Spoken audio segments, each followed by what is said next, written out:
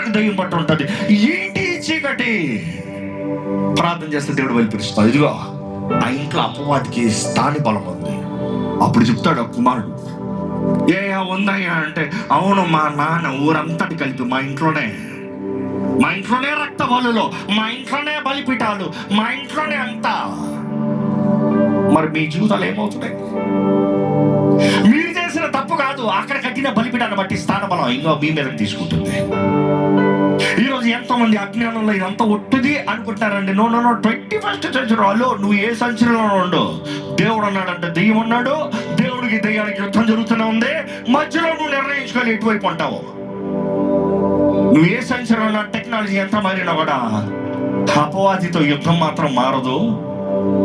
నీకు మిథాలజీలో ఇవన్నీ నువ్వు మాయగా తీసుకోవడంలో it's not gonna erase anything. The reality is reality. మనమందరం యుద్ధంలో ఉన్నాం. సర్వాంగ కవచాన్ని ధరించుకుని పోరాడాలి, కానీ దానికి ముందు దేవునికి సమర్పించుకోవాలి. యాకోబు 4:7 చూసినప్పుడు దేవునికి సమర్పించుకో, అపవాదిని ఎదురించుడి, అప్పుడు వాడు నీ యొద్ద నుండి పారిపోను. నువ్వు దేవునికి సమర్పించుకోవాలి, అపవాదిని ఎదురుస్తాను లేదు. నువ్వు దేవునికి సమర్పించుకోవాలి, అపవాదిని ఎదురించాలి. ఎంతమందికి గర్భఫలం లేకపోతాం, stagnation, no blessing, no fruit. పరీక్షించుకోవాలి. నాకు తెలిసి ఒక కపుల్ ఇంచుమించు 7.5 సంవత్సరాలు గర్భఫలం లేదు వారికి.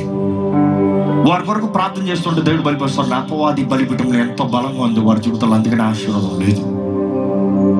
వారు అది భద్రగొట్టిన రోజున దేవుడి కార్యం. అదే రీతిగా వారిని ఆ రీతిగా నడిపించి ప్రార్థన చేయించినది ఇప్పుడు దేవుడు ఆశ్చర్య రీతిగా వారు ఎప్పుడైతే వారు సమర్పించుకుని దేవుడి చేతులకు సమర్పించుకుని అపవాది బలిపీఠాలు భద్రగొట్టారు. వారు ఐ హావ్ విట్నెస్డ్ ఇట్.